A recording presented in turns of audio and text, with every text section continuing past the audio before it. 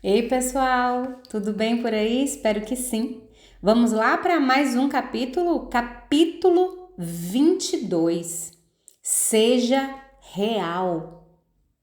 Seja sempre uma versão de primeira categoria de si mesmo, em vez de uma versão de segunda categoria de outra pessoa. Judy Garland.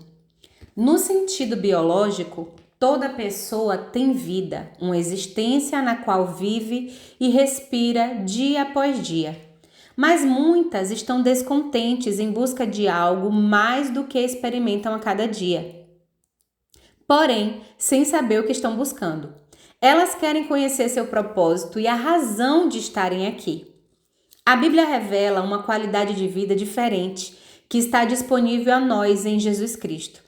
Ela é a vida real que toda pessoa está buscando. Quando nascemos de Deus, nascemos de novo e recebemos Cristo como Senhor e Salvador, o único sacrifício pelos nossos pecados. Experimentamos uma nova vida, uma vida real, uma vida onde sabemos que nascemos para desfrutar Deus, ter comunhão com Ele e servi-lo. Nele estamos contentes, completos e realizados. O apóstolo João escreve extensamente sobre essa vida. Ele se refere a Jesus como o verbo da vida. 1 João 1:1. Por várias vezes, João se refere aos que nasceram de Deus. Ele nasceu de Deus. Essa experiência era uma realidade para ele, não algo que herdou de outra pessoa. João encontrou Jesus pessoalmente, tocou nele fisicamente, mas foi afetado espiritualmente. Ele viajou com Jesus, viu e o aprendeu com ele. A vida da qual João fala vai muito além de algo que lemos, é uma vida que vivemos. Sabemos que Jesus vive, ele está vivo em nós. Nós confiamos nele e essa confiança o torna real para nós. Ele é nosso tudo. Como Paulo escreveu, nele vivemos, nos movemos e existimos. Atos 17:28. Essa vida é muito diferente da vida natural com a qual nascemos. É uma vida espiritual. É uma vida que era empolgante para o apóstolo João e para outros que conheceram Jesus durante seu ministério terreno. E pode e deve ser empolgante para nós também. Verdadeiro ou falso? Existem cristãos falsos e cristãos verdadeiros, e podemos aprender qual é a diferença. O governo dos Estados Unidos emprega pessoas cujo trabalho é localizar dinheiro falso. Eles treinam para esse trabalho, não estudando dinheiro falso, mas o verdadeiro. Até estarem tão familiarizados com a aparência, o toque, o cheiro e os detalhes do dinheiro verdadeiro que podem reconhecer rapidamente o falso. Suponhamos que você tem uma cédula falsa de $10 que pensa que é genuína. Você a usa para pagar compras e o proprietário da loja a utiliza para pagar por provisões. Então, a cédula vai para o banco com outras cédulas que serão depositadas e o caixa do banco diz que a cédula é falsa. Ao longo do caminho, a cédula de $10 conseguiu enganar a muitos, mas ao final ficou comprovada sua natureza falsa. O mesmo princípio se aplica aos cristãos falsos. Eles podem fazer boas obras, mas quando enfrentam o juízo final, serão rejeitados.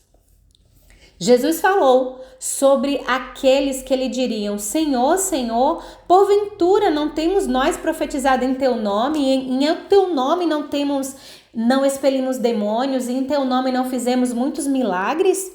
Jesus responderá a eles: Nunca vos conheci. Mateus 7, 22 e 23. Estou certa de que eles ficarão chocados. Agora é a hora de cada um de nós perguntar se somos cristãos de verdade ou cristãos falsos. Vamos perguntar a nós mesmos: realmente nasci de Deus? Ou apenas frequento a igreja, faço algumas boas obras, tenho um adesivo de Jesus no carro e algumas placas espalhadas pela casa com versículos da Bíblia? Como podemos saber a diferença entre um cristão de verdade e um cristão falso? Jesus diz que nós os conheceremos pelos seus frutos. Ver Mateus 7, 16 e 20. Ou seja, pelo que a vida deles produz. Um filho de Deus vive uma vida reta e não pratica o pecado. Um cristão de verdade pode às vezes cometer pecados, mas não faz disso um hábito. Todo aquele que é nascido, concebido de Deus, não vive na prática de pecado, deliberada, consciente e habitualmente, pois o que permanece nele é a divina semente, o princípio de Deus, o esperma divino permanece dentro dele. Ora, esse não pode viver pecando, porque é nascido, concebido de Deus. 1 João 3,9. O versículo seguinte afirma: nisto são manifestos os filhos de Deus e os filhos do diabo. Tudo o que precisamos fazer é observar o fruto na vida das pessoas. A palavra de Deus deixa claro qual é o fruto do Espírito Santo e qual é o fruto da carne. Ver Gálatas 5, 16 ao 23. Para os cristãos verdadeiros, o Senhor Jesus é o centro de tudo. Quando nascemos de novo, recebemos a divina natureza de Deus. 2 Pedro 1,4. O cristão verdadeiro tem comunhão com Deus. As pessoas odeiam a solidão, mas aqueles que nasceram de novo nunca estão sós. Os verdadeiros cristãos têm alegria, paz e a justiça de Deus em Cristo. Cristãos verdadeiros andam na luz e não em trevas. Eles sabem que seus pecados estão perdoados e que não devem ficar sobrecarregados com a culpa acerca daquilo que passou. Vê 2 Coríntios 5, 21 e Romanos 14, 17. Ser um cristão real não significa que todos os nossos dias são perfeitos ou que nunca ficamos tristes. Enfrentamos dificuldades, provações e tribulações, assim como as outras pessoas, mas nunca as enfrentamos sozinhos, porque Deus está sempre conosco. Permaneça em chamas. Jesus disse: eu conheço as tuas obras, que nem és frio e nem quente. Quem dera fosses frio ou quente, assim quem és morno e nem é quente nem frio, estou a ponto de vomitar-te da minha boca. Apocalipse 3, 15 e 16. Apocalipse 3, 2 incentiva os crentes. Ser vigilante e consolide os restantes que estavam para morrer. Trata-se de uma passagem interessante, que nos informa que precisamos permanecer ativos e não nos permitir tornarmos preguiçosos ou mornos. Paulo escreveu a Timóteo dizendo a ele que reavivasse o dom de Deus. 2 Timóteo 1,6. Ele também escreveu: no zelo, não sejais remissos, sede fervorosos de espírito, servindo ao Senhor. Romanos 12, 11. Aprendi há muito tempo que nada de bom acontece por acaso. Para ser uma verdadeira cristã com frutos que me acompanhem, precisarei permanecer em chamas por Deus e pelo seu propósito para a minha vida. Não posso permitir que me torne preguiçosa ou morna. Não fazemos boas obras para ganhar a salvação, pois isso é um dom da graça de Deus que recebemos pela fé. Fazemos boas obras por causa da nossa salvação, por causa do que Deus fez por nós em Cristo Jesus e porque nós o amamos. Praticá-las faz parte da nossa nova natureza. A prova está no fruto. O fruto de um cristão falso ou imaturo é evidente de muitas maneiras. Por exemplo, cristãos falsos dizem uma coisa e podem até instruir outros de determinada maneira, mas fazem outra coisa. Eles são hipócritas. Geralmente criticam os outros, fazem fofoca e não perdoam aqueles que os feriram. Tendem a ser invejosos, gananciosos e egocêntricos, só para citar algumas das concupiscências da carne que eles podem demonstrar. Cristãos de verdade, espiritualmente maduros, também pecam e certamente não são perfeitos, mas suas vidas são marcadas pelo amor sincero, pela generosidade, pelo desejo de ajudar os outros, pela bondade, pela paciência e pelo desejo profundo de crescer espiritualmente e de tornarem-se cada vez mais semelhantes a Jesus. Procure sempre o bom fruto na vida das pessoas. O que elas produzem é mais importante do que o que elas dizem que são. É fácil falar como cristão, mas a verdadeira prova está no fruto. Lembro-me de que certa vez, enquanto dirigia, eu estava com muita fome e parei em uma mercearia para comprar alguma coisa para comer. As laranjas estavam grandes e com uma aparência incrível, então comprei uma. Peguei $1, um preço alto na época, levei a laranja até o carro, coloquei uma toalha de papel no colo e comecei a descascar a fruta. Tudo estava indo bem até que dei a primeira mordida e soube imediatamente que a aparência daquela laranja não representava adequadamente seu sabor. Quando a espremi, simplesmente não havia suco, ela estava seca e sem gosto, mas tinha uma aparência linda.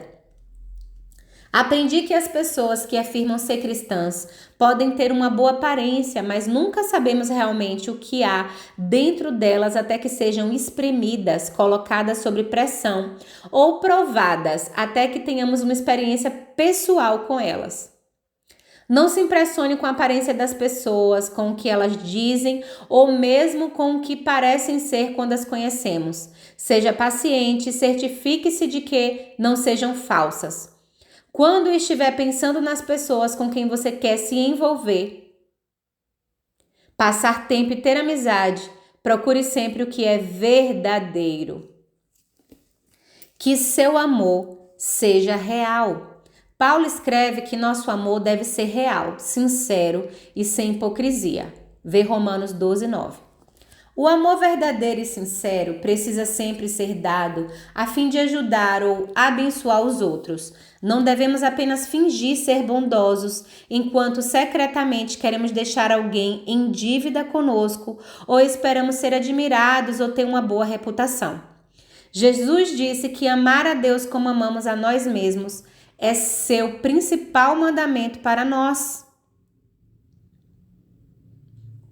Vê Mateus 22, 37 ao 40 e Marcos 12, 29 e 31. Se andássemos em perfeito amor, nunca pecaríamos contra Deus ou contra as pessoas, mas só Deus pode amar perfeitamente. Creio que é melhor focar em andar em amor do que em tentar não pecar. Acho que focar no positivo, no que Deus quer que eu faça, me impedirá de fazer o que Ele não quer que eu faça. Vejamos. Se eu fosse entrar em uma dieta para perder peso, eu me sairia muito melhor se pensasse em todas as comidas boas que poderia comer do que se focasse no que não poderia comer. Pensar no que não posso fazer me traz a sensação de que estou debaixo da lei e só me faz querer ainda mais fazer o que não devo. Se você me dissesse que eu teria de comer chocolate 10 vezes por dia, provavelmente começaria a detestar chocolate, embora agora eu goste dele. Fomos destinados a ser livres e guiados pelo Espírito Santo, não para viver debaixo de regras e regulamentos. Se quisermos andar em amor, devemos focar no que podemos fazer para sermos uma bênção para os outros. Todo mundo quer ser encorajado e elogiado, bem como ouvir que é valioso. Nunca encontrei alguém que não goste de receber um presente, especialmente se for dado sem qualquer motivo, a não ser o fato de querer abençoar alguém. Uma das facetas mais radiantes do amor é que ele sempre perdoa rapidamente. Acho que é uma boa ideia examinar nosso coração diariamente e perguntar a nós mesmos se temos alguma coisa contra alguém. Se tivermos, devemos perdoar, lembrando quantas vezes Deus nos perdoa. Como reconhecer o amor? Em 1 Coríntios 13, Paulo nos ensina a reconhecer o amor, nos contando sobre seu fruto.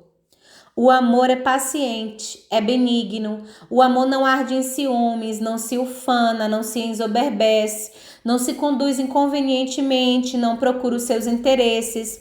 não se exaspera, não se ressente do mal, não se alegra com a injustiça, mas regozija-se com a verdade. Tudo sofre, tudo crê, tudo espera e tudo suporta. O amor jamais acaba. Agora, pois, permaneçam a fé, a esperança e o amor, estes três, porém o maior destes é o amor. 1 Coríntios 13, 4 a 8 e 13. Pense no quanto a vida seria melhor se todos nós acreditássemos no melhor um dos outros. Não seríamos atormentados pela desconfiança e pelos maus pensamentos acerca das pessoas. Acreditar no melhor nos outros nos ajuda ainda mais do que a eles. É uma faceta do amor que nos permite entrar no descanso de Deus e desfrutar dele. Isso é algo que eu me esforço para praticar e incentivo você a fazer o mesmo. Estudo todos os versículos bíblicos que encontro sobre amar os outros.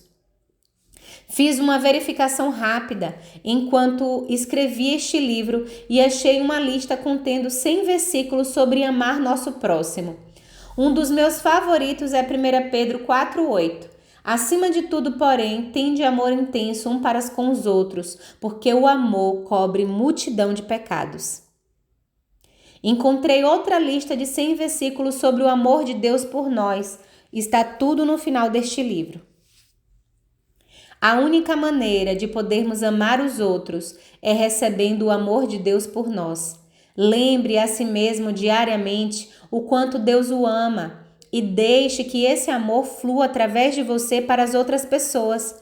Embora todos nós gostemos de ouvir as palavras "amo você", o amor é mais do que teoria ou palavras. Devemos amar de fato e de verdade, na prática e em sinceridade. 1 João 3,18. Certa vez, quando eu estava buscando a Deus para saber por que andar em amor parece ser tão difícil de praticar, Ele me ensinou que é porque o amor sempre nos custa alguma coisa. Custa tempo, dinheiro ou esforço. O amor de Deus por nós foi caro, custou a vida do seu Filho. Jesus sofreu porque Ele nos ama. E, se necessário, devemos estar dispostos a sofrer ou ser altruístas a fim de demonstrar amor pelos outros. O mundo está cheio de pessoas solitárias em sofrimento e que estão em busca do amor incondicional. Quando não têm, elas preenchem esse vazio com buscas destrutivas que podem trazer uma boa sensação por algum tempo, mas são prejudiciais no fim. Coisas como relacionamentos tóxicos, abusos de substâncias, jogos e gastos excessivos para ter bens que elas pensam que as farão sentir-se melhor consigo mesmas. Esta é uma triste realidade para muitas pessoas. Deus ama todas as pessoas incondicionalmente, mas os verdadeiros cristãos podem ser os únicos através dos quais elas podem experimentar esse amor. Você vai deixar Deus amar alguém através de você? Um cristão falso pode dizer palavras de amor, mas falta ação. Quando isso acontece, no final das contas, a pessoa que precisa de amor acaba ficando mais decepcionada e desiludida do que nunca. O amor é muito mais que um sentimento. O amor é visto como tratamos as pessoas e não em como nos sentimos em relação a elas. Podemos até demonstrar amor pelos inimigos se nos lembrarmos que Deus nos amou sendo nós ainda pecadores, Romanos 5,8. E podemos fazer o mesmo pelos outros.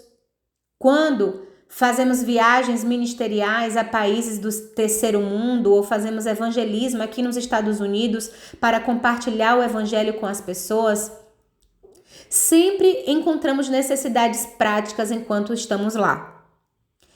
Fornecemos comida, roupas, casas, poços de água potável, assistência médica e outros benefícios gratuitamente para todos. Acrescentamos as palavras "Jesus ama você" e nós também, mas deixamos que eles sintam o amor através dos nossos atos.